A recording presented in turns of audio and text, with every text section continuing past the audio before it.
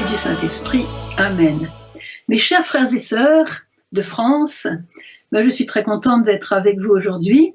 Je sais que vous êtes réunis en prière, aussi avec des enseignements, pour préparer ce grand jour du 40e anniversaire.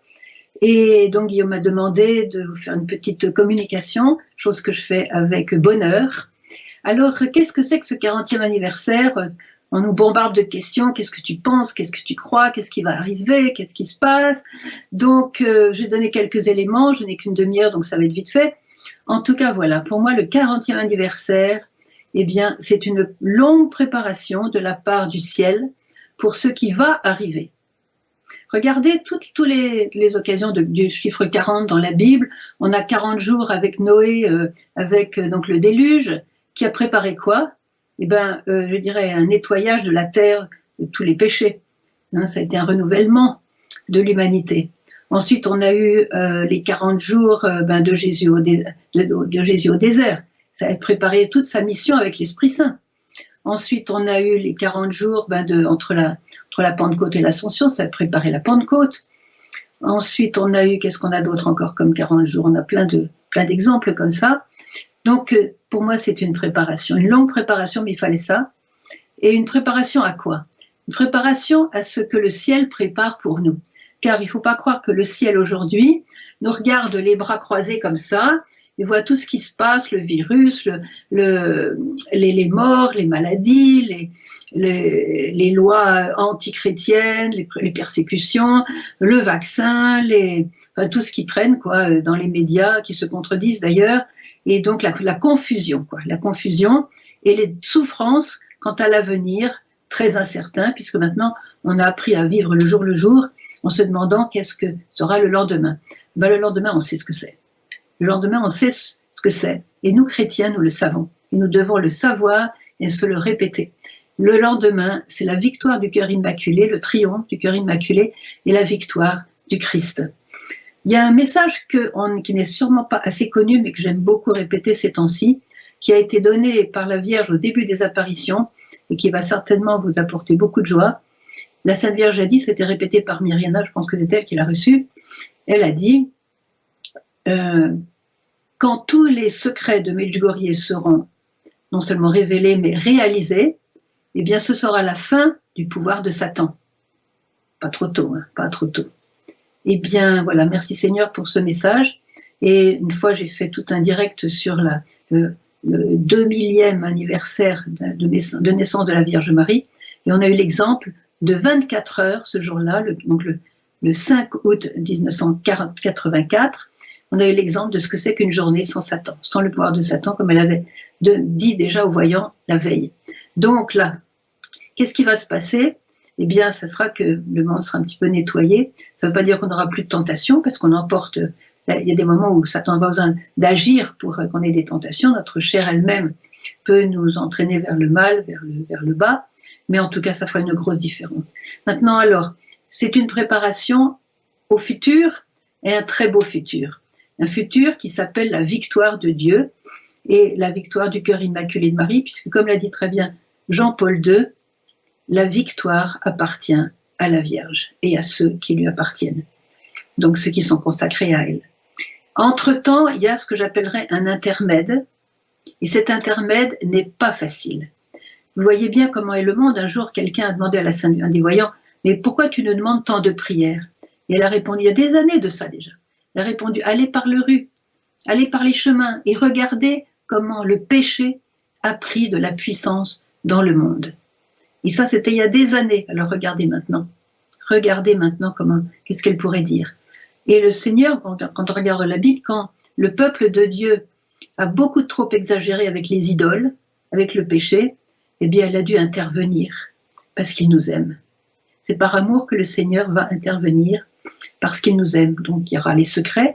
On a des très beaux secrets au début, comme par exemple le signe, mais après, il y a certains secrets qui sont un peu durs, qui sont même durs, et qui ont déjà été un petit peu adoucis, édulcorés, disons, grâce aux prières.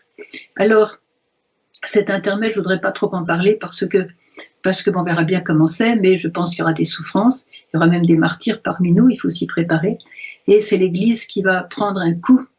L'Église va prendre un coup comme elle est en train d'en prendre d'ailleurs, puisque Vous savez qu'en France, tous les jours pratiquement, il y a des vols d'hosties, il y a des églises qui sont saccagées, il y en a qui sont brûlées. Alors j'aime bien citer Marthe Robin. D'ailleurs, j'ai une très très belle estampe d'elle, je voudrais vous la montrer, parce que je sais bien que tous les Français l'aiment. Ça va, est-ce qu'on la voit bien comme ça? Est-ce que vous la voyez bien? Je la mets bien au centre. Ça va. Donc on peut la prier. On peut la prier particulièrement parce qu'elle a beaucoup prié pour la France, elle a beaucoup souffert aussi pour la France, elle a beaucoup offert pour la France, et elle a dit que la France tomberait très bas, plus bas que les autres nations, mais quand elle aura le nez dans la poussière, la Vierge viendra la sauver. Et cette Vierge, bien sûr, il y a Lourdes, il y a Fatima, mais essentiellement, je crois que ce sera la Vierge de Medjugorje. Parce que qu'est-ce qu'a fait la Vierge pendant ces 40 ans? Elle a préparé un petit reste qui va durer durant cet intermède douloureux. Et ce petit reste va être, comme le disait le père Ratzinger, qui avait une mission de l'Église, disons, dans les années 60, donc il n'avait aucune raison de parler comme ça de l'Église. Eh bien, il a dit, l'Église sera persécutée, elle sera pauvre, elle sera humble, elle sera cachée. Et elle sera pauvre, humble et cachée. Elle perdra ses privilèges et aussi beaucoup de ses biens. Mais il sera rempli de l'Esprit Saint. Et ce petit reste, un peu comme en parle Saint Louis-Marie Grignon de Montfort, c'est-à-dire les apôtres des derniers temps, c'est pas des grands personnages qui sont toutes les scènes et les micros du monde, tous les écrans du monde. Eh bien, ce petit reste sera formé des pauvres, de ceux qui, dans l'ombre, dans la discrétion, dans l'humilité, je dirais même peut-être dans la vie cachée, continuent à croire en Dieu, continuent à dire leur chapelet, continuent à prier avec la confiance dans le cœur que le Seigneur nous aide, qu'il ne nous abandonne pas et qu'il va intervenir. Alors ça, voilà. Et la Vierge a préparé, je crois, pendant ces 40 ans, ce petit reste. Et nous le savons par les milliers de petits groupes de prière qui se sont formés, soit dans les familles qui ont recommencé à prier ou qui ont commencé à prier selon sa demande instante, car elle a dit Satan veut détruire vos familles. Le remède, chers enfants, c'est de prier en famille, car quand vous priez en famille, Jésus arrive au milieu de vous. Je suis sûre que vous voulez tous avoir Jésus au cœur de vos familles. Quand il est là, Satan ne peut pas rentrer parce que la place est déjà occupée. Donc, vous voulez tous avoir Jésus dans vos familles, dans vos maisons. Alors, priez en famille. Le Seigneur Jésus lui-même n'a pas menti. Quand 2 ou 3 sont réunis en mon nom, je suis au milieu d'eux. Donc, la Vierge a préparé ce petit reste. Et je vous exhorte tous, et je sais que vous serez partie prenante, de faire partie de ce petit reste. Il ne faut pas s'attendre à être béni par le monde, il ne faut pas s'attendre à être regardé comme des héros, il faut s'attendre à être méprisé, ridiculisé, pointé du doigt. Quoi, tu vas encore à la messe, toi, tu crois encore à tous ces balivernes, encore, tu dis encore ton chapelet, mais c'est n'importe quoi, tu perds ton temps, et puis fais comme tout le monde, allez, profite de la vie, enfin, vous voyez tout ce qu'on entend pratiquement, vous connaissez toutes ces rengaines-là.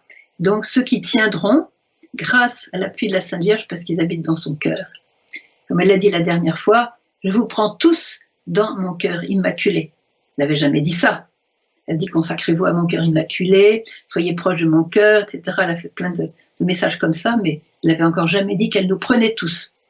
Alors c'est une très très belle nouvelle qu'elle nous prend tous.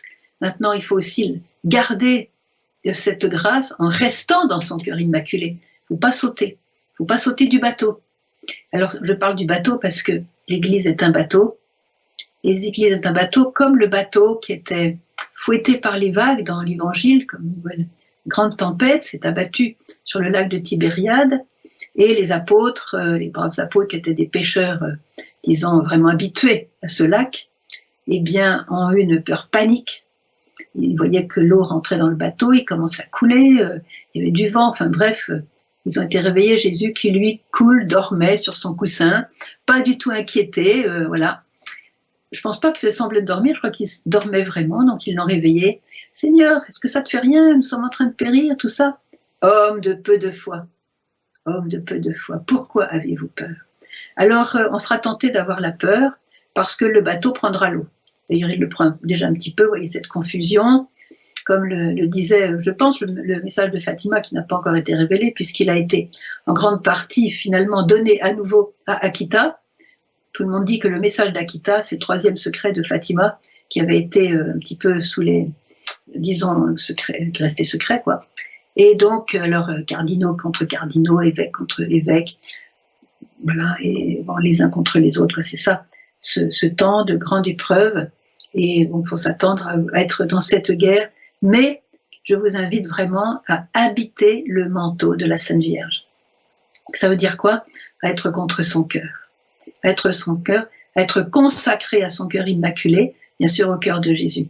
Et ce bateau qui prend l'eau, qui est battu par les vagues, par les vents, par les tempêtes, où il n'est pas du tout, je dirais, sécurisant d'être dedans. Et notre sécurité n'est pas dans la tranquillité humaine, matérielle.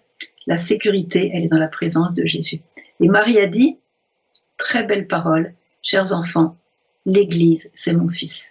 Je le répète, gravez ça dans votre esprit, surtout quand l'Église sera encore plus persécutée qu'elle ne l'est aujourd'hui, surtout en France. L'Église, chers enfants, c'est mon fils.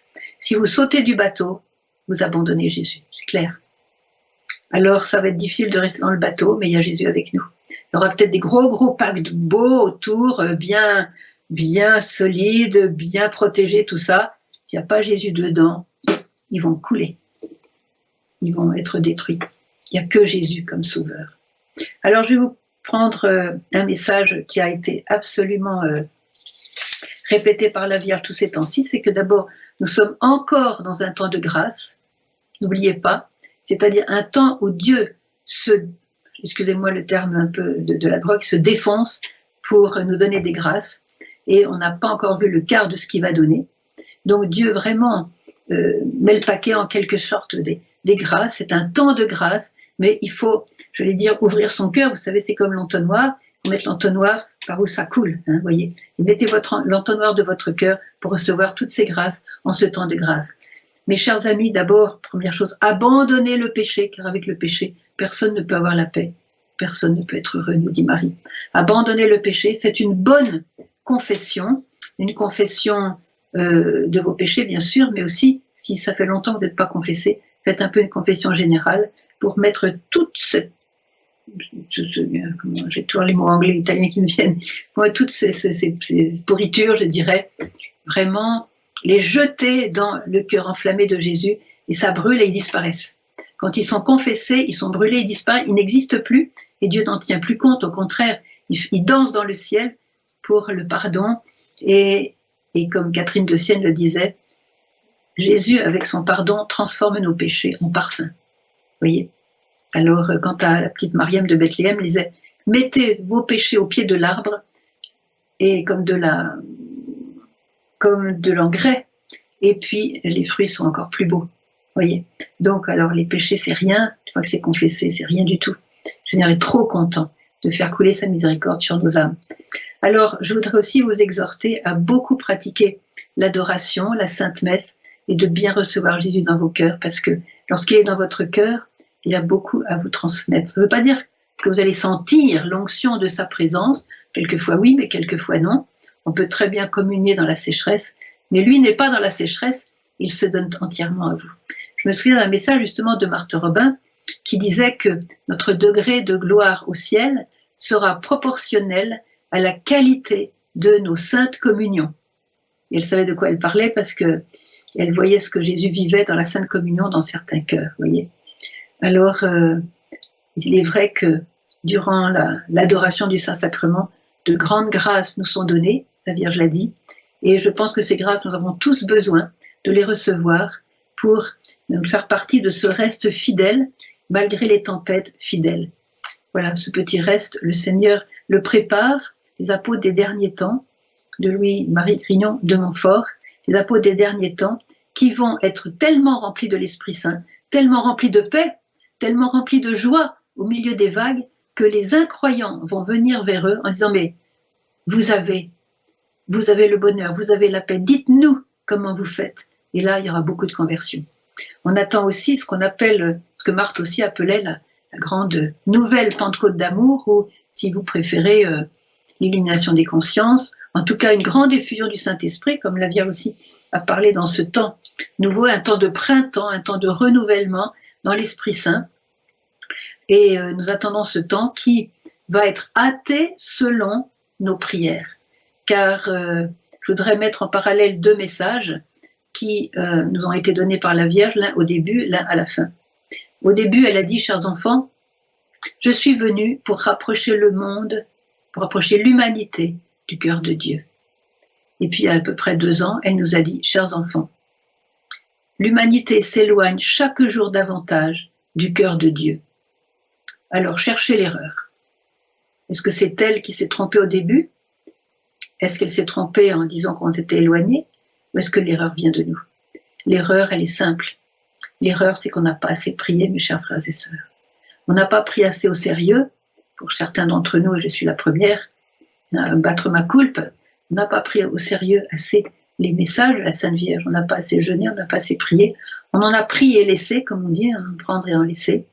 Et il est arrivé ce qui est arrivé, c'est que maintenant le monde est dans un état, comme elle l'a défini dans son tout dernier message du mois de mai, ce monde perdu. Alors, je crois que j'ai quelque chose, le message du mois de mai. Voilà. Oui. Elle l'a dit carrément. Voilà. Décidez-vous pour la sainteté. Abandonnez le péché et le mal. Décidez-vous, chers enfants, pour la sainteté. Et qu'est-ce qu'elle nous promet? La joie régnera. Elle nous dit ça aujourd'hui, alors que tout le monde tire une tête comme ça. Elle nous dit la joie régnera. Vous voyez? Et vous serez mes mains tendues vers ce monde perdu.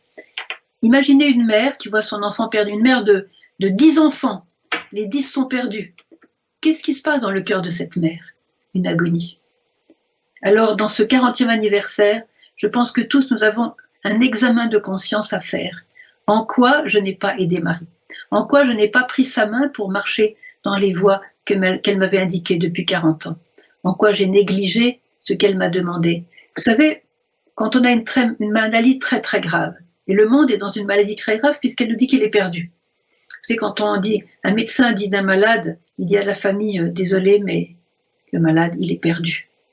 Qu'est-ce que fait la famille? Non, non, non, essayez encore, il y a certainement un remède, il y a certainement quelque chose. Essayez encore. Ah oui, je connais un remède, mais c'est en Chine, ça coûte très très cher. C'est en Chine et c'est très rare. C'est la seule manière peut-être de risquer de le sauver. Qu'est-ce que va faire la personne? On prend un billet pour la Chine, on va en Chine, on trouve le médecin, on trouve le médicament et on sauve le malade. Eh bien aujourd'hui, mes chers frères et sœurs, il n'y a pas besoin d'aller en Chine. Il n'y a pas besoin de dépenser d'argent. La Vierge nous a donné tous les remèdes pour que ce monde perdu soit retrouvé comme l'enfant prodigue. L'enfant prodigue a été loin de son père, comme le monde d'aujourd'hui, loin du père. On a été tellement intelligent en France, on est tellement fort qu'on s'est dit oh ben, on n'a plus besoin de Dieu.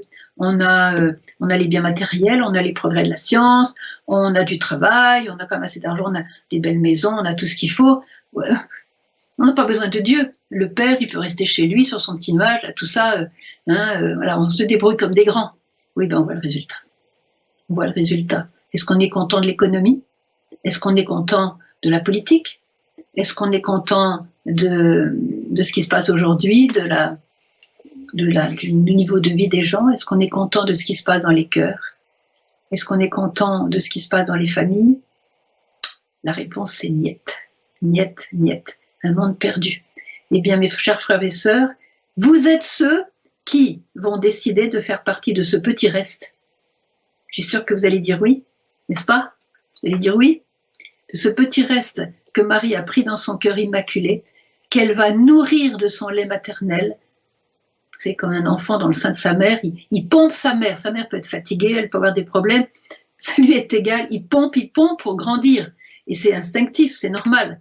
Eh bien alors, mettez-vous dans le cœur immaculé et vous aurez toutes les richesses de Marie qu'elle vous donnera, qu'elle vous communiquera pour que vous grandissiez dans l'homme nouveau que le Seigneur a préparé pour vous dans son plan d'amour pour votre vie. Et vous deviendrez ce sainte personne que Dieu rêve que vous deveniez quand il vous a créé. Il avait un plan de sainteté pour vous. Il envoie sa mère pour vous donner toutes les recettes pour vivre ce plan de sainteté. Alors relisez les messages il y en a beaucoup. Relisez les messages, vous saurez. Alors je dis encore, grosso modo, pour ceux qui ne seraient peut-être pas encore trop branchés depuis longtemps. Donc la prière avec le cœur, en particulier la pratique du chapelet quotidien. L'adoration, bien sûr, l'adoration de Jésus Eucharistie.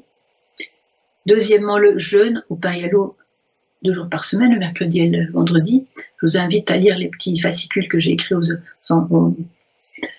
aux EDB, comment ça s'appelle, aux EDB, aux éditions des Béatitudes. Voilà. Et j'ai fait aussi un livre sur le chapelet, ça peut vous aider avec toutes les méditations des mystères. Ensuite, vous avez la parole de Dieu. Vous avez la Bible ouverte dans vos maisons, dans un endroit visible. Vous la lisez un paragraphe tous les jours, vous le mettez en pratique. Vous avez la confession mensuelle minimum, hein, parce que aujourd'hui, un peu plus qu'une fois par mois, ce serait peut-être pas forcément un mal. Donc la confession au moins mensuelle, priez pour vos prêtres. Et puis alors le clou, le gâteau sur le cerise sur le gâteau, c'est évidemment l'Eucharistie. Jésus vivant qui vient à nous dans l'Eucharistie. Alors ça, c'est inimaginable la grâce que ça nous donne. Je vous rappelle ça très vite parce que, évidemment, vous en aurez toutes les explications dans les livres sur Medjugorje, dans vos conférences, etc. Mais je voudrais insister là-dessus. Donc, voilà. Alors, je vous invite donc à cet examen de conscience et à prendre une décision, le plus beau cadeau que vous puissiez faire à la Vierge pour la remercier de sa patience, hein, qu'elle soit venue pendant 40 ans avec toutes les coups qu'elle s'est pris, hein, parce que elle s'est pris des coups, hein, s'en est pris des coups. Elle a été vraiment roulée dans la boue à beaucoup d'égards. Elle a continué, elle vient encore, et je crois qu'elle va venir encore un petit peu, surtout moi jusqu'au signe. Je sais qu'après le signe, il y aura plus qu'un seul voyant qui la verra, et encore pas très longtemps. Et donc, voilà. Je suis pas pressée d'avoir le signe parce que ça voudrait dire que les apparitions quotidiennes vont vite disparaître. Mais elle a dit qu'elle viendrait voir les voyants 1 fois par an au moins pour toute leur vie, jusqu'à leur mort. Donc on aura encore au moins 6 apparitions de Medjugorje par an avec les 6 voyants. Alors donc pour la remercier, je vous invite à prendre aujourd'hui un des messages que vous avez négligés et de vous décider. Le plus beau cadeau, vous pouvez lui faire plein de prières de remerciements, vous pouvez faire des hymnes, vous allez faire les litanies de la Sainte Vierge, chanter l'hymne acatiste, les plus beaux chants de Marie, vous allez tout faire ça, c'est magnifique. Et chaque fois que vous faites un chant à Marie, elle se réjouit, son cœur de mère se réjouit. Mais le plus beau cadeau que vous puissiez lui faire, c'est de vivre quelque chose de ces messages, de commencer par vivre un de ces messages importants, et de lui dire que vous allez continuer. Et ainsi, vous allez faire partie de cette, je dirais, de cet extraordinaire petit reste. Vous regardez la Bible, il y a toujours un petit reste à un moment donné quand le monde était plongé dans la vénération des idoles, qu'il a exagéré avec les idoles, avec toutes sortes de péchés graves. Eh bien, Dieu a laissé pendant un temps, puis à un moment donné, il a agi, il a renouvelé le monde, il a renouvelé son peuple, il a pardonné à son peuple. Il y a toujours un petit reste. Alors je vous invite à faire partie de ce petit reste. L'intermède, comme je disais, je ne sais pas combien de temps il va durer, je pense qu'il sera dur et court. C'est ce que j'ai compris, mais bon, ce que j'ai compris ne fait pas parole d'évangile, hein, mais je pense qu'il sera dur et court. D'ailleurs, la Vierge, Marthe Robin, semble-t-il, a dit que la France tombera très bas, mais ce sera comme une balle qu'on jette par terre et qui rebondit aussitôt. Donc, pour qu'elle rebondisse aussitôt, ça prouve qu'il y a quand même de la matière, hein, et qu'il y a de l'espérance. Alors la Vierge nous exhorte à la joie et surtout à l'espérance. Parce qu'aujourd'hui, beaucoup de gens sont désespérés. Ils sont en tout cas découragés, quelquefois même désespérés. Ils ont peur. Alors, pour quelqu'un qui a peur, il n'y a rien de plus réconfortant de voir quelqu'un de joyeux à côté de soi qui va lui expliquer pourquoi il est joyeux. Il est joyeux parce que, au milieu de toutes les turpitudes de la vie quotidienne, il a Dieu dans son cœur. Et comme elle dit elle-même, quand on a Dieu dans son cœur, chers enfants, on a tout. Alors qu'aujourd'hui, la Vierge prépare ce grand événement, 40e anniversaire, vous donne ce tout qui est en Dieu, qu'elle remplisse votre cœur, elle qui est la reine de la paix, la reine du shalom, Le shalom, c'est le fait d'être complet, d'être rempli. Donc qu'elle remplisse votre cœur de la Sainte Trinité, de l'Esprit Saint, qui va vous animer de l'intérieur et vous donner de vous réjouir du don de la vie, du don de la grâce au milieu de ceux qui peut-être sont découragés. Et puis qu'elle vous embauche, je dirais, à sa vigne, qu'elle vous embauche pour travailler avec elle pour le salut de tous ceux qui ne savent plus reconnaître ni leur gauche, ni la droite. Alors je crois que je vais vous laisser, je ne sais pas si ça fait, on m'a donné une demi-heure, je ne sais pas si j'ai dépassé le temps. Ah, j'ai encore un petit peu de temps, c'est bien. Alors si j'ai encore du temps, ben, je vais en profiter, ne croyez pas que je n'ai rien à vous dire. Alors je voudrais vous inviter à l'abandon dans les mains de Dieu. Vous savez, il y a un grand saint en Italie, qui était de Naples, qui s'appelle Don Dolindo. J'en ai déjà un petit peu parlé dans certaines nouvelles mensuelles. Alors lui, il a une vie difficile. Il était prêtre, il a eu du mal à devenir prêtre, il était tellement pauvre, il ne pouvait pas étudier, tout ça. Et il a trouvé, le Seigneur lui a dicté cette formule: Seigneur Jésus, je m'abandonne à toi, c'est à toi d'y penser.